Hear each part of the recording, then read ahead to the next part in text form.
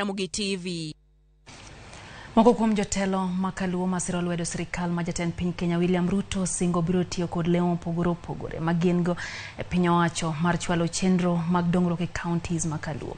Kotelne kod gavana machon ma Nairobi Evans Kidero manoyier kaka jalup jatend migawo mar ohala pacho ka. Jotelogo okone kuom thuolo malach piny Luo osedong' chien e yore mag dongruok nikech bedo mabor kod sirikal. Ne gilose chenro mar pogo kony ne ji ma oula ohinyo e county ma Homa Bay. Trade industry, investment. What the county governments, Mopro Mayo County ma Homa Bay, million ni Ario Kipra Beach, Mondokigero Gimiluongoni, county aggregation and industrial park.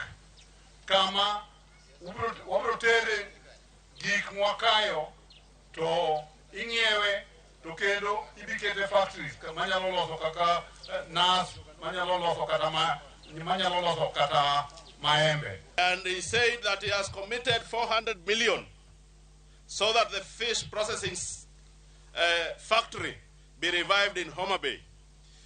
We are committed to that cause and we are going to follow to the letter to ensure that before the year ends, we have a fish processing factory in Homa Bay. We cannot be in a society where we do not go back and look at where did we go wrong. We cannot accept politics of intolerance. We are teaching our people bad manners.